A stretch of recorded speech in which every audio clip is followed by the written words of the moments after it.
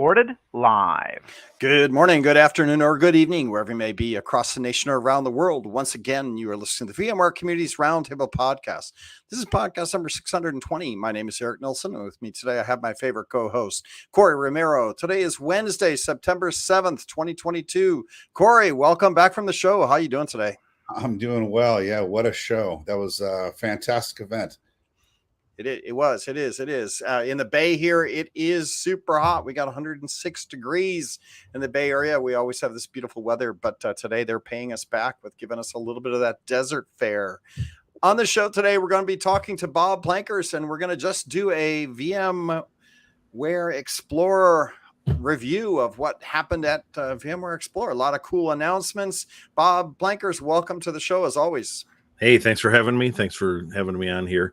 It's good to be back. And yeah, to Corey's point, it was a great show. It was good to see people. You know, it really hit me hard. I think it was Tuesday, that all the stuff, all the people that I've missed over the last couple of years that I haven't seen and things that were popping up. So. Yeah, I got to say it was really fun. I was not COVID frightened. I think that the COVID thing was not as bad. I know a couple people did get sick but basically the event happened. A lot of people must have it. I wore my mask when I was, near people, but didn't wear it when I was eating and away. And I have not had COVID yet. And I'm 7 days out from where I did meet some people that had COVID and I did not get it. So the mask seemed to work. So knock on wood, here we go. So that was exciting to me, Bob, because it showed that people are willing to come back together and engage. And man, the learning and cross environment, talking to people, you just don't get that in Zoom. You just forget. The hallway track, as it's always described, at these conferences, the hallway track is always the most interesting one, the organic. And that's what we kind of lose. That's what we lose with the Zoom sorts of things with, there's not these organic things. You can't riff off of stuff. You can't go find a whiteboard. You can't right. read people's body language the same. And, and just, it's a whole different ball game when it's in person. And so that's what's going to make it interesting moving forward, at least the hybrid work sort of thing. It'll be interesting to see how society negotiates this tension between back to work and work from home. Yeah, I think that we're definitely going to have a hybrid environment. I'm all in on that, managing that. And what I'm going to go back to my leadership is like, look, we don't have to go crazy on office space. What we do have to do is reinvent that office budget into some travel budget, right? Yeah, get together every once in a while. That's right. On a periodic basis. We sit in a room with each other, Discipline to put the budgets in place and know that we're saving money because VMware's not paying my AC bill right now, right there. I'm paying it. I'm paying for my power to my monitors. I'm paying for a lot of stuff that I used to not pay for, but at the same time, you're saving money. Let's spend some money on the travel because that was good. And I got to say, I came back and today I dropped my passport, renewal in the mail, right? Like that's been out there because do I go to Europe? Do I not go to Europe? And by the way, Europe is happening November 7th through the 10th. We are scheduling all the same stuff we did in the US. We're going to be doing it in Europe. So if you're listening to this in Europe, we're excited. I'm excited. Yeah. I think it'll even be better because we ran through all the programs. We kind of refined what we do for the labs. My presentations for the Nook labs got better and better every day. And I'm going to make some modifications for Tanzu. So I think if you're planning on doing Europe, it should actually be slightly better because you learn the mistakes that you do while you're presentations have bugs in them too, Yeah, that's right. That's right. So that's exciting. So I do a shout out for November 7th through the 10th. So Corey, what did you think of work in the community booth? I saw that it was pretty busy the whole time. What's your take? I thought it was great. I think I was there most of the time at the community booth, and we're constantly busy. I know both theaters were packed. We had one time where it was standing room only, where if you were at the show, you could see that it came all the way over to the center of the welcome desk, right? And so it was pretty exciting. Yeah, even at 8 o'clock in the morning, it was that big. A lot of people there. We had a lot of experts come through. It was really great to see, just like Bob and Eric, you were talking about. Really great to see people in person. It's been a long time. I've said this over and over. That's always my favorite part of my job, is to actually sit and have conversations with the people in person, right? Because I do this on mail all the time and we're always talking, but in person's completely different. So, I'm all in for hybrid environment as well. I love live environments. I do have to apologize to everyone that got standing room only. There was a bug that we will fix for Europe, which is normally we set the number of seats, which in this case the theater was like 30 or whatever the normal brown bag theater is, and the Code Theater and these external places, and then we set overflow. So that if you register, you know that you're in the overflow line and you'll be standing, right? And that was what we looked at. So when I saw the registration numbers, and for like Kyle Ruddy's, I think it hit 150 people that were, I assumed, overflow. But somehow in the schedule tool, they didn't mark them as overflow. So therefore, you came in and booked your seat, thought you had a seat, you didn't know you were in overflow, so then you show up and you're forced to stand. And so I apologize for that. That's a bug, and we'll get that fixed for Europe so that it's clearly designated if you're above the 30 seats, and then we have an idea of who's canning in that's in the seats versus who's just an overflow person. So that happened with the Meet the Experts sessions as well. At one point I had they usually have 20 people that they permit to come in or whatever. And at one point, some of us had looked and we had 40, 50, 60 people registered. And then they sent email to everyone above 20 saying, hey, sorry, you can't come in or whatever. And I almost wish that the overflow thing's got to get figured out. Yeah, that was a bug that we didn't realize was happening, because in the past we did overflow, and they talked to me about it, and they said, what should we cap this at, or what do I, and I said, well, we have standing room. We could do standing room up to 200 people, right? I mean, it's not. So there was a little bit of that. There was some confusion on the way they did overflow this time, so we'll have to fix that. Yeah. Right? So, and honestly, they know about it from our end too. So. We've never had this problem before. Never had to worry about it. I mean, normally if we had 30 seats, sometimes we get like 45 people, right? So 10 or 15 people would stand around. This is the first time. But I also remember last year, or in 2019, we had a full theater that was designated to code sessions, right? Like a full session room, like it was big. So I think what happened is we forgot about that.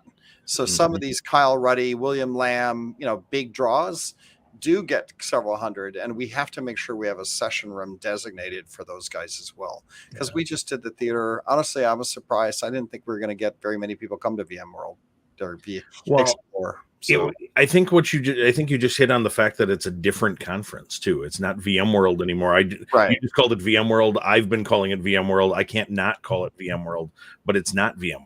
It's VMware Explore. And even the signs at VMware Explore, see, I'm even having trouble with it now. Said, hey, it is now VMworld is now VMware Explore. Yeah, kinda, but it's really a different conference. It's got a different tone and things like that. And and they did run it differently, right? Yeah. They scheduled it differently. They booked different keynotes differently. They treated us differently, different admission criteria. Yeah. It was not the same. And hopefully people liked it, and I keep telling people that if you didn't like it, they're probably going to, or have already given you a feedback mechanism. Tell them what you think. Your feedback is important to us, and people read that stuff. People read that stuff. So don't be angry about it or whatever. But constructive criticism, constructive feedback is always welcomed.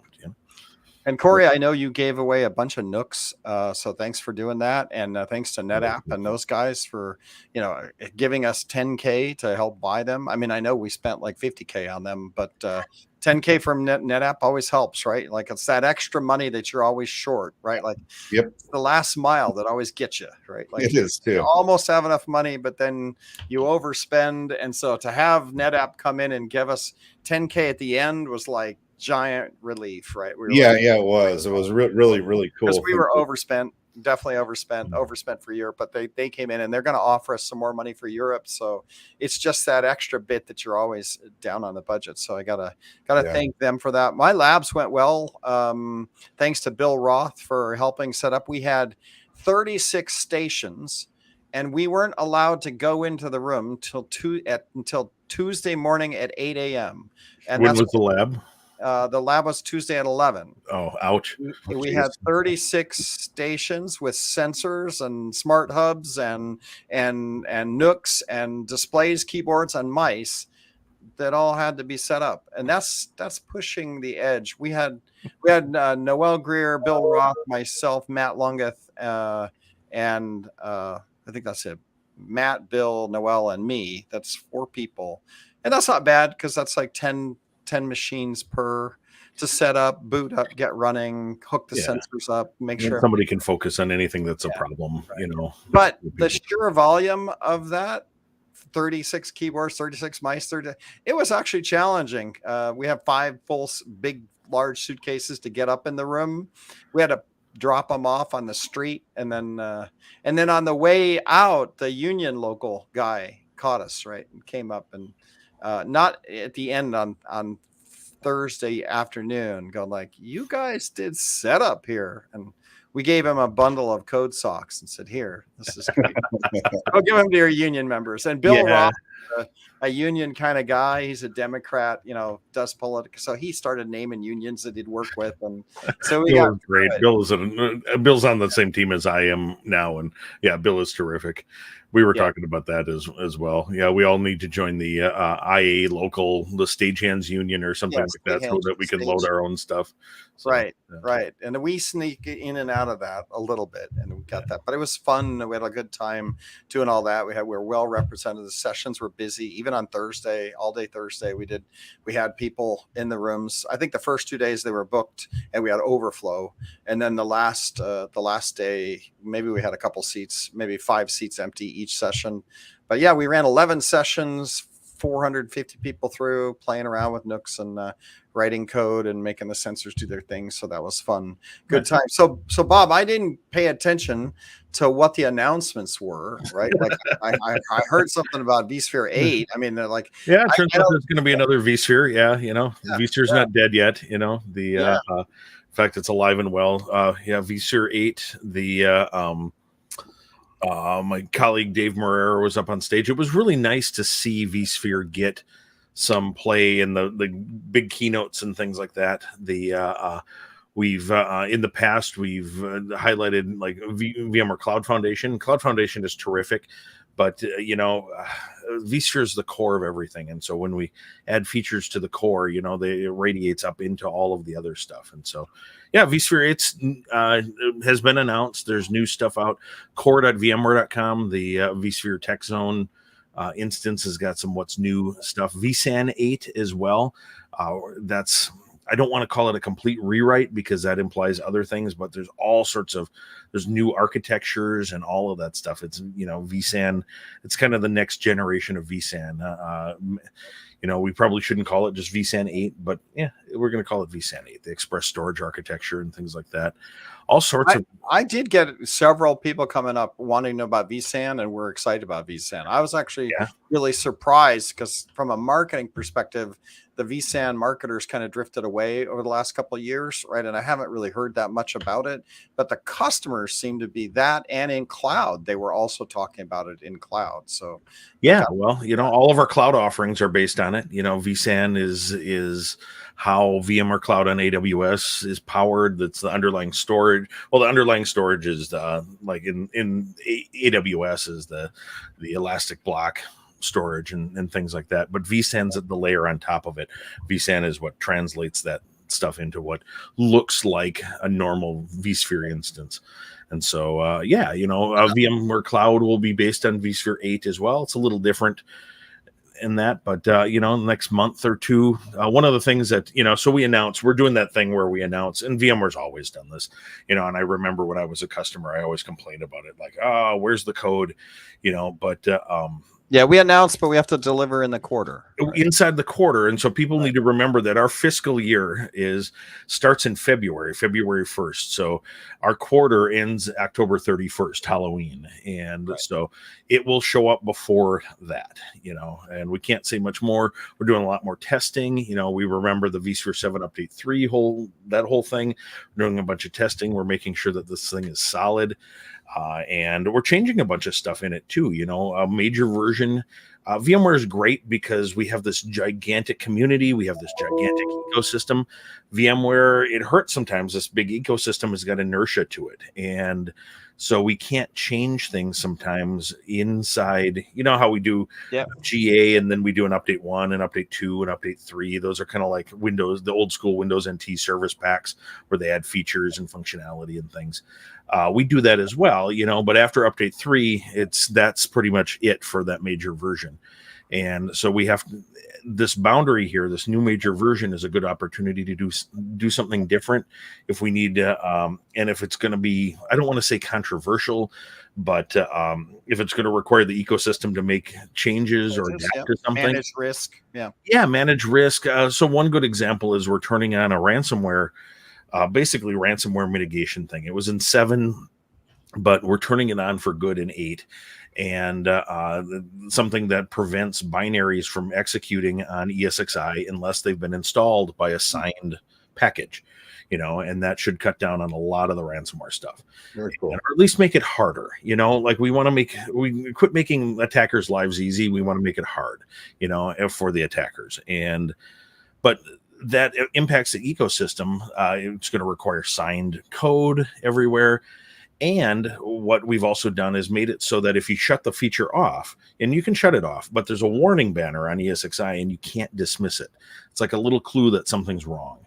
And so if an attacker does get in somehow, and shuts that off, there's going to be breadcrumbs. An attacker will, or a sysadmin will look at it and see something's wrong here, that sort of thing. But it's going to take a little bit for the ecosystem to get that figured out, especially if customers are pushing back. Hey, why do you want me to shut off a security control? That sort of thing. And so, but that's the sort of stuff that we have to do at 8, I know that when we went to 7, they turned on login protection on the root console, so that if you get more than 5 logins, it locks everybody out.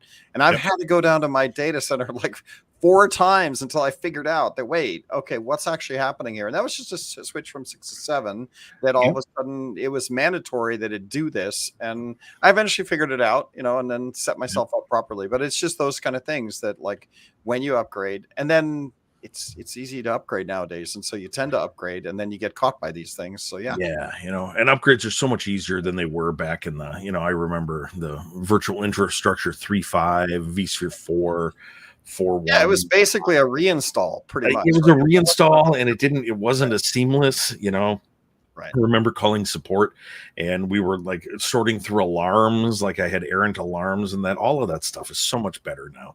It's so much easier to do these upgrades. And and so that's a big thing too. These upgrades are so much easier to do. And vSphere 8 will be terrific. I feel like the 8 launch was a surprise to a lot of people, right? Like, it shouldn't have been. I mean, it's you think about it. So update 3 got re-released in March or so, and we've been trying. If you look historically, every 6 months or so, we've had an update release. So 6.5, 6.7, 7. Every 6 months there's been an update release or so. So we're about at the 6-month mark here, and we've got our annual conference. It really shouldn't have been a surprise that we'd want to talk about something big at our annual conference. I feel like it always leaks out ahead of time. Like there was not a lot of news, right? Yeah, there were some knowledge base articles that had vSphere 8 listed as their target versions and things like that. And some of the news around SD cards and that, we're still trying to deprecate SD cards because they're just an unreliable form of media. We get that, they're used in labs and a lot of deployments and all kinds of stuff everywhere, but they're not as reliable as the SSDs and stuff like that. I have a feeling it's just because Broadcom was in such the news and in the marketing world, we were spending time tracking Broadcom related issues in social, that maybe in the marketing side of the house, we were like, wait, there's a vSphere coming out. Why aren't we? When we did vSphere 6, I think we did 30 days of happiness where we ran a campaign for 30 days talking about all the things that were happening. And I felt like this has been one of these things where we're catching up on the marketing side. So that could be part of it. Well, vSphere 7, we did like a blog post a day for 3 or 4 was weeks. It 7? Yeah, that we did. Maybe it was 7. And I was a big part of that or whatever. I don't know what. I'm not actually 28 days of happiness where we did 28 days of constant roll. Yeah, it's terrific. I'm not actually privy to the plans for the vSphere technical marketing team right now, if they're going to do that or not. But those sorts of things are really cool. And I know they've got a lot of stuff planned for vSphere. But anyway, I think it caught some people by surprise because we just hadn't made any noise about Keep people on their toes. Right. Yeah. Right. And it was exciting. Corey. Yeah, hey, really quick, I've got to jump off. I've got a blog migration call, but I did want to say something. I know it's not Explore related, but we do have an influencer training with Duncan Epping coming up, the vExperts. That's been sent out. And we will get some license keys for vSphere 8 for vExperts as well. So we're working with that.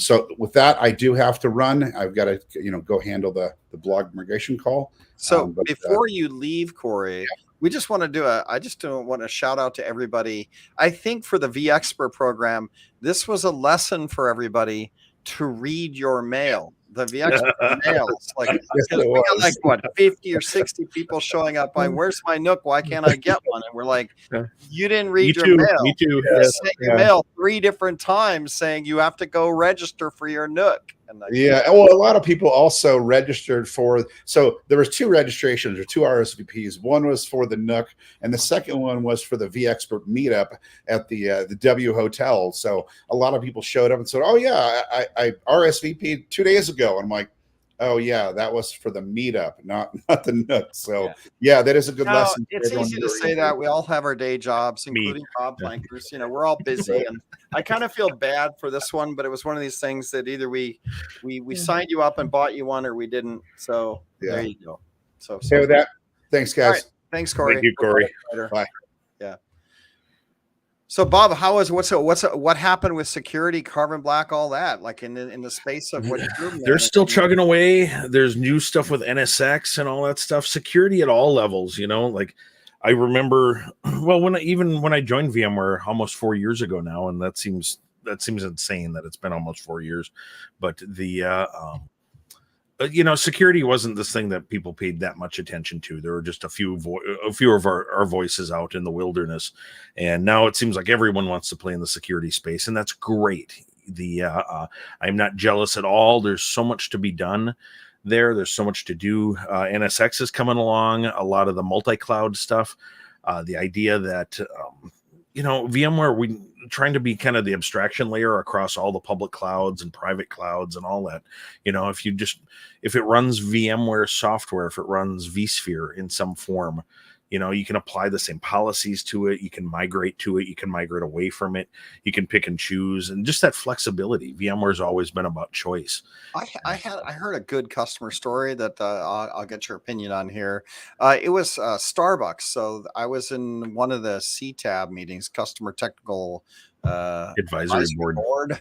And the guy from Starbucks was there. Guy's cool guy. I forget his name. Wears a big leather hat. He looks a classic admin kind of. I know that guy. Yeah, he's an architect, right? And and he was telling me they're excited about Aria. Yeah, it's not just a rebranding of all the vRealize stuff. It's kind of a restructuring of the whole portfolio, and that's pretty cool, actually. And he talked to me about his use case, right?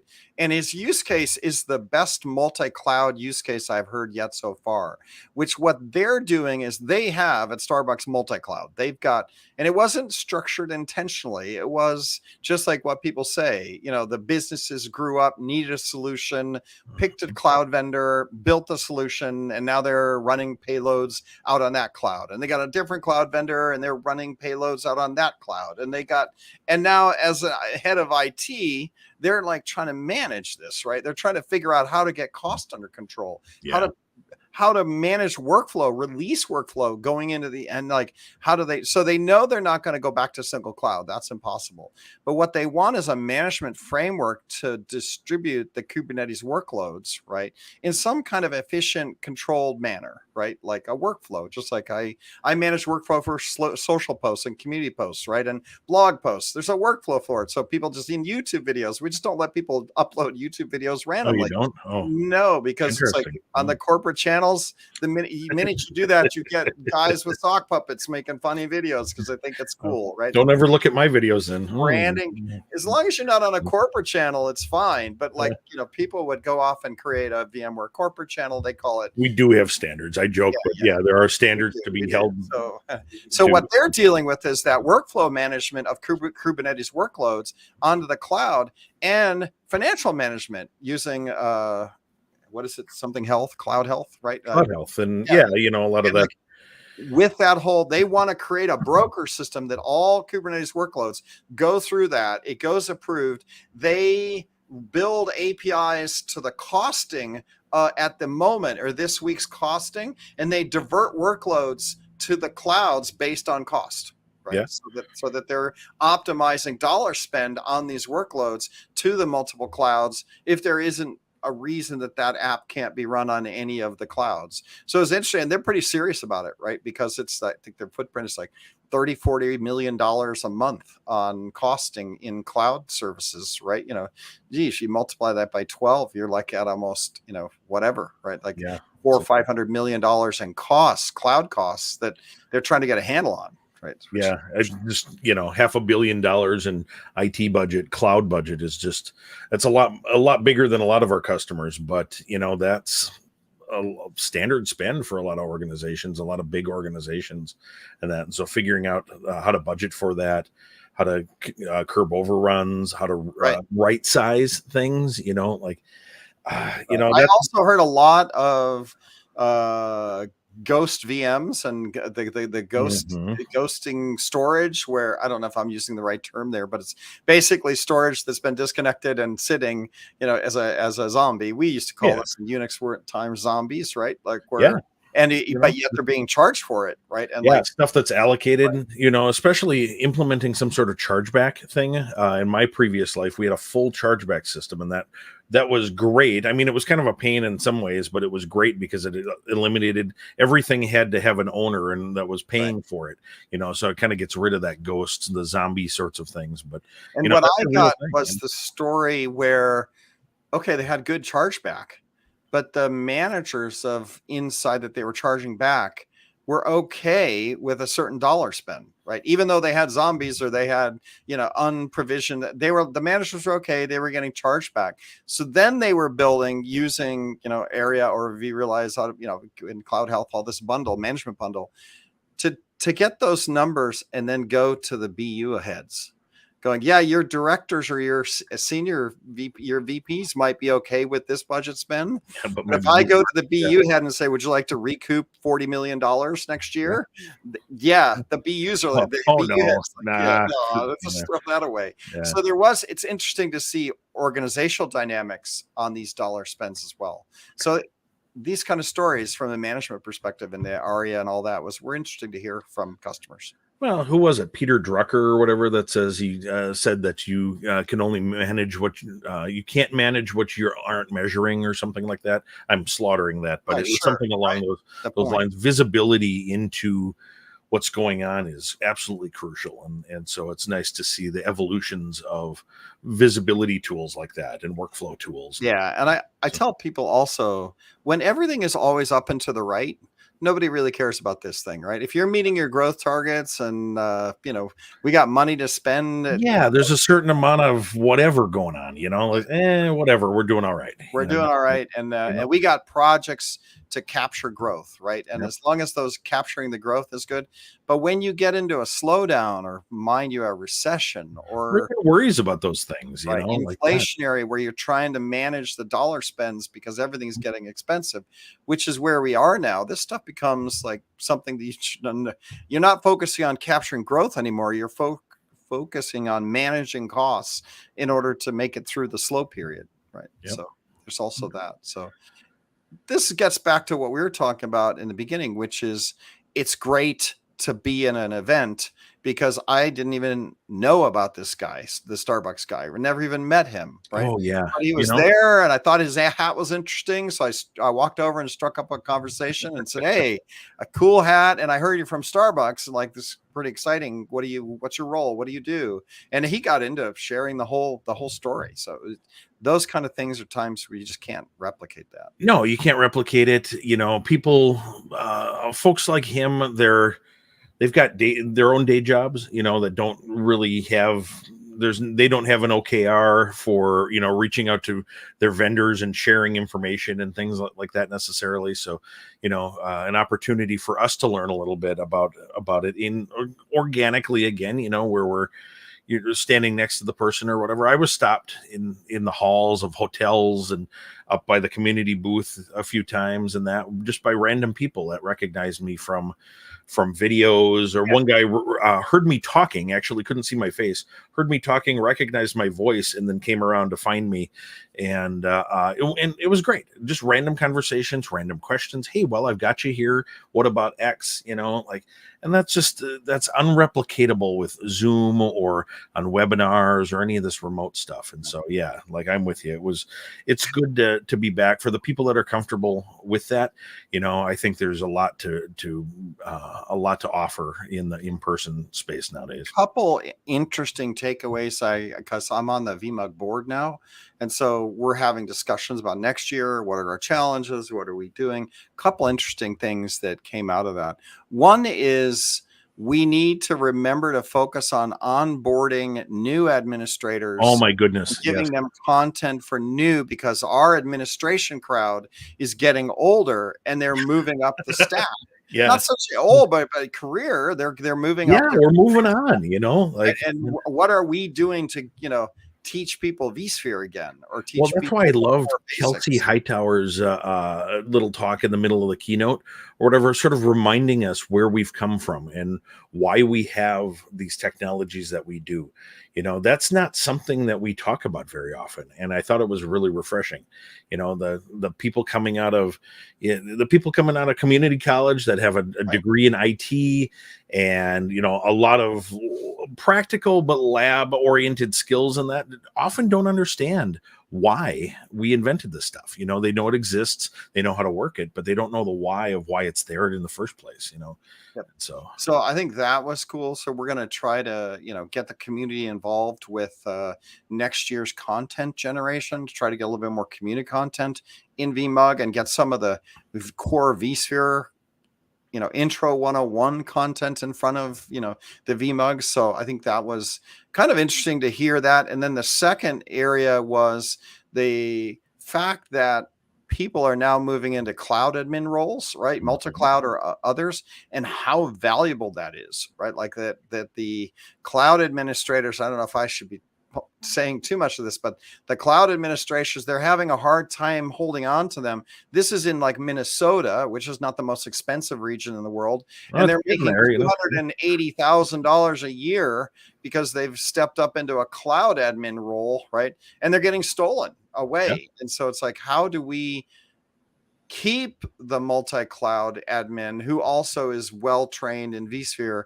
And apparently if you're at NSX right now, you might as well just write your blank check and tell them to put zeros on the check, because I don't know how many years we've been talking about microsegmentation and all of that stuff, but I was mentioning before that security, everyone wants to play in this space, and it's a really busy space.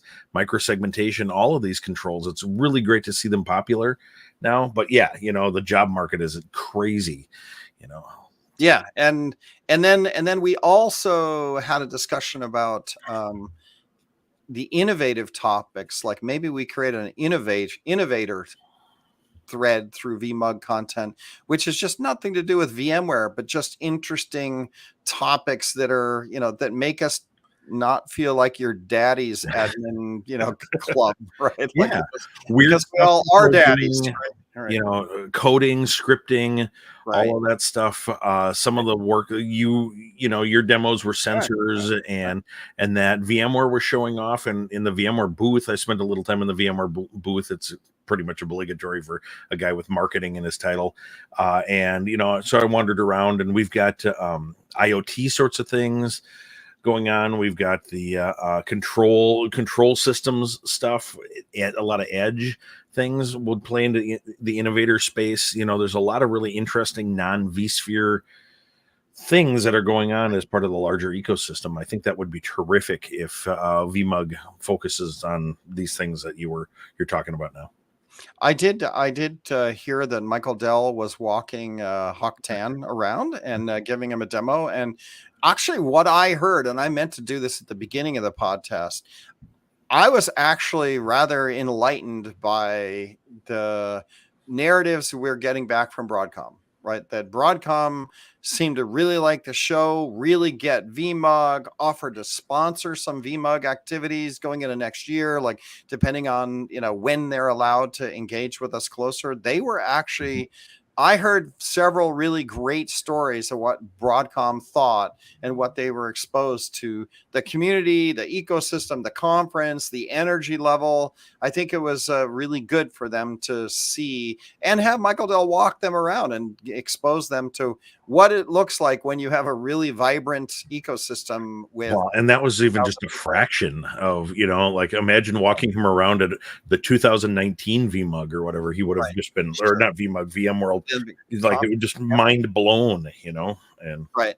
But it had that feel anyway. It did. There was enough there that it felt crowded. It didn't feel empty at all. It actually felt like the right number of people. It was nice, actually. I thought it was cool. Yeah, it was good. There was never a moment where I was thinking crickets. Nope, it was always busy. And you could find a seat. I actually really liked it. You could find a seat where you wanted to, and you weren't jostling with people for space and keynotes and all of this stuff. But it was perfect. And my guess is that Europe will even be busier. So yeah, I hope so. Some of those guys out there as well. But the good news was, they came back. Samit, who is head of customer marketing, like he's our co-president or whatever his title is these days. He runs all of sales and marketing, and a CMO reports to him. He was like, look, Broadcom he was at the VMUG leadership lunch. Him, Raghu, and Kit were on stage. It was a small venue, only like 50 of us in a room eating lunch together. And he sat, and Samit sat next to me. And they got up and they were the ones. Yeah, Broadcom wants to invest in this. They want to invest and they're buying us for a reason, right, Eric? Right. They're buying, and it's, and I think they're realizing that it's different than their other acquisitions. Right. And that's good. And I'm hoping that the people that work for CA and Symantec and the other Broadcom assets or whatever are getting excited to work with us as well, because I think we're, there's an opportunity. There's fear and uncertainty for a lot of people, but it's also an opportunity, and I think I choose to be optimistic. My take was, that there was more opportunity than there was reason to be fearful, right? Like, I'm sure there will be some products that they go, look, this isn't making the numbers, and it's, we have, I think, blockchain, right? I'm like, okay, how much are we selling in blockchain? How many engineers do we have on it? And maybe we keep that, maybe we don't. I'm sure there are projects like that they'll look at, right? Because I think they do that. But I got the impression they felt at the end of it like they had just bought a Google, right? Like an A-lister, not like a D-lister. They came for vSphere and stayed for all the rest of it, and that's, I like it. Really if you look at the core companies that were on the board, they had the companies when you walked into the expo, and they had a big graphic of all the companies who were represented. It was A-listers, right? This is an A-list. This is not a B-list, C-list. It was an A-list. It was crowded. There were people. So I got the impression they're like, wait, we have an A brand. This is an A brand. Yeah. And then throw that into Samit saying, they want to invest money over in the community. They think it's good. They loved it. And so, and I think even Laura Heisman, who is our CMO, we've had her on the show maybe a couple of months ago. She was impressed by everything. I think she was blown away at the VMUG party. So I think this was a good thing for all of us to get shot in the arm for sure. Yeah, no, I agree. And it's just, I choose to be optimistic. I'm looking forward to Broadcom, and we're going back the other direction, working with some of the hardware. VMware is always sort of hardware is somebody else's problem, right? Right. Not our problem. We wash our hands of that stuff, and clearly that can't always be the case. But there's some really interesting stuff. That was the other thing that came out was Edge. I think we made some Edge announcements as well, right? We did make a bunch of Edge announcements, and some of the stuff in the keynote was actually called out as Edge announcements, but it's actually part of core vSphere. And we did this with vSphere 7 as well. The Edge folks made some improvements to running real-time workloads and scheduling and that are actually just part of the core product. And so everybody gets that. And so, it's not just a large telco that sees an improvement there. It's somebody running, Skype for Business in their data center, or Link, or whatever the heck it's called nowadays. And, a VoIP operation out of their own data center sees these same improvements, that sort of thing. And so, but there's a lot of focus on Edge. The computing happens everywhere, right? And we have something to bring to all of those spaces. I heard a thing which I can't confirm or deny, but I need to go look it up, is that Broadcom actually is also in the business of leasing or renting cell towers. Oh, right? Interesting. They actually rent them or build them and rent them to Orange and other places in Europe where they are actually, so they build the whole footprint there, the payload, the software, everything, the gear, and then they hand it off to the cell operators who then lease them from them. Interesting. And that's partly how they deliver their technology, is that they put it in the cell towers. So their Edge products are delivered that way. That would not surprise me to know that that's true. And two, I hate the word synergy, but that's what I think of when you said that, and the idea that 1 + 1 could be 3 sort of thing. Right. We can bring value there. So I don't know. I think it's an interesting time. Last thing that I'll throw in that I heard from the conference was, because I was listening to Raghu in the VMUG leadership meeting, and Raghu came up and he said, "I hired this guy," and he points, which he did. He had hired me back 15 years ago when we were still a small company. But I thought he articulated vision of where administrators need to go, because somebody asked him, like, what would you focus on if you were an administrator or you were IT person? What would you focus on? He kind of laid that, don't be sleepy. The next generation is cloud architect, right? And we'll play a role in this. VMware products will play a role in the next generation of compute. It won't be necessarily in your data center. It'll be all over. And you as administrator can't get comfortable just managing vSphere, vSAN, and NSX. You have to step up and learn some of the next gen. Don't be afraid to do that. So it's interesting to hear him say cloud operating models can be implemented. Cloud is really just the operating model, the way of thinking about things. It can be in your own data center. It can be in an edge situation. It can be in a public cloud. It can be in one of our, one of the infinite numbers of cloud partners we have, the not the hyperscalers, but the next layer down of people that can really customize things to businesses. It's all over the place. And it's just a way of thinking. And, those admins, he's right. Those admins really just need to adopt that way of thinking about it and know what the tools are. VMware will provide the tools to get the job done. And they just need to map, those architects need to map the cloud models that they've got, the cloud operating models, to the way their business wants to run. So I could keep going on things that I had learned. I got another one. I said I just finished this one, but there was another really interesting one. I was talking to a customer and they were like, yeah, the reason we're accelerating to the cloud is because of supply chain shortages. The lead time for server purchases now is 6 months. Yeah. So if a BU comes to me saying, hey, I got a new workload, I need to run it, I need to get this deployed in the next quarter or two. Mm-hmm. They're like, we can't buy servers.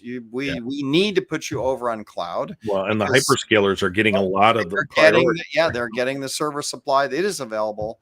the cloud vendors are getting them, and we have a 6-month lead time. So any new workload that comes along, we just go, we're going to put you over here. Now they want it to tie into their current infrastructure, which is why VMC or others is good, because they don't have time to re-architect everything. Oh no, just extend it with VMware Cloud on AWS or whatever, like you've got the gateways there, you can stretch your networks, move stuff back and forth. So you deploy something new in the cloud where it's elastic. Elastic isn't just growth. I mean, it's shrinking as well, and so you decide to move it back to on-premises, no problem. You do that, So the hardware supply chain was an aha. Because this is fun about talking to customers. And then the last one, I say promise last. Your last one was on Kubernetes and the value prop of why it's economically efficient to move our apps to Kubernetes.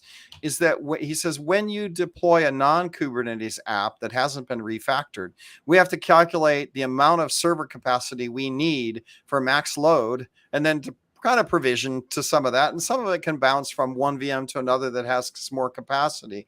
But he said when you move to micro architecture, right, you can basically provision that in the cloud and just buy the node capacity for like 0 to whatever it scales up to, and I get my bill on the off months where we're not using it.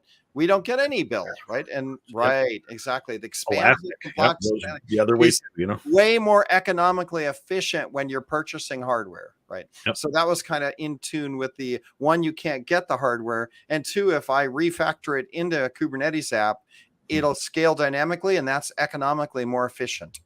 So that was my last. Yeah, no, that's huge. And, the ability to scale back, you look at costs and people talk about cloud costs and all that stuff. But yeah, you see, you see savings as well. And the opportunity to do things differently, to actually have seen a number of organizations that their move to the cloud was just an opportunity to get away from all of their old school thinking and all that stuff, and just, and do something different without all that inertia, without, they just cut the cord, and just move on. And then how many people are, in the CTAB world I was in, and the VMUG world I was in, where there were customers, how many people, I'd ask them, so how much are you moving to the cloud?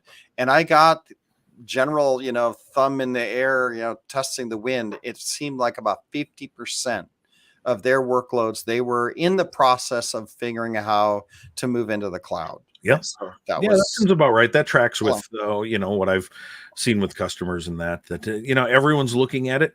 For some workloads, it's not right. For some workloads, it is absolutely terrific, and then just being able to use the flexibility of what we've got, the ability to move things back and forth, the ability to apply NSX security policies the same way in all the locations, to just get it done. And because all of this stuff is overhead, right? Like all of this messing around with placement and that, it doesn't move your organization forward. It's at the same time, we need more vSphere content.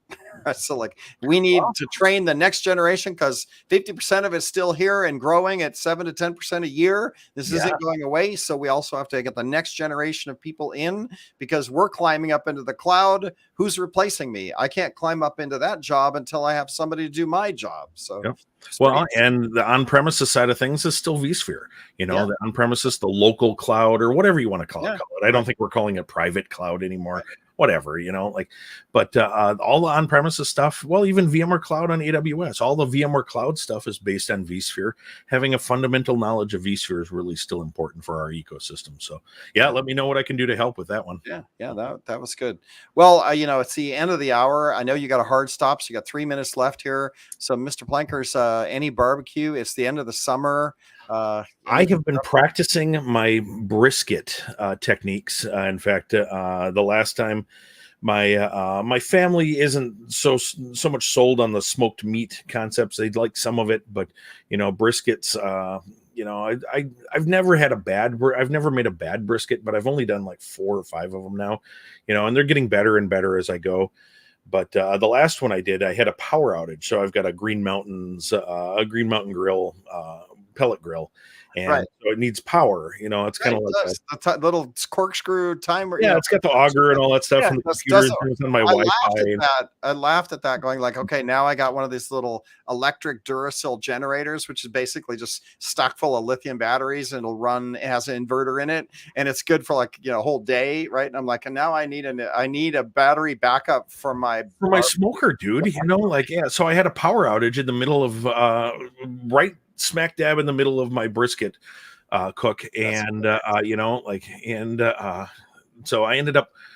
Turns out my grill is natively 12 volts. Some of the Green Mountain ones are natively 12 volts anyhow.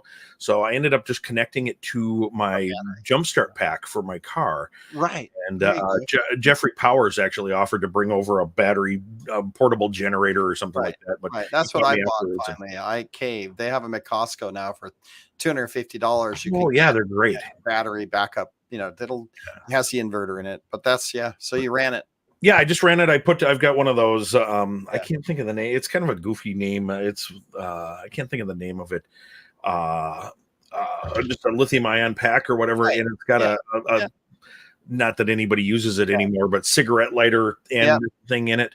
And just plugged it straight into there. I got 3 hours out of it and off the pack before the power came back on. And then and it was only down to like just over 50%. That included the restart process and all that stuff. And the brisket turned out fantastic. It was the best one that I've made, so calamity avoided there. Unfortunately, I didn't have any. All my family was out of town, so that's why it's meat fest around here. If my family goes to visit the in-laws or whatever, it's like absolute meat fest around my house when it's just me and I could try. I did that. My family went out to Toronto for a wedding, and I was here because of VMworld or because of Explore, and you go to the store and exactly that. You buy your meat, and then I buy scallops and ice cream, and they're like wings and good times. Bob Planker, thanks for joining. Continue on with your day. Thanks for the barbecue report, and have a great rest of your week. Yeah, you too. Thanks for having me on. Yep. Talk to you later.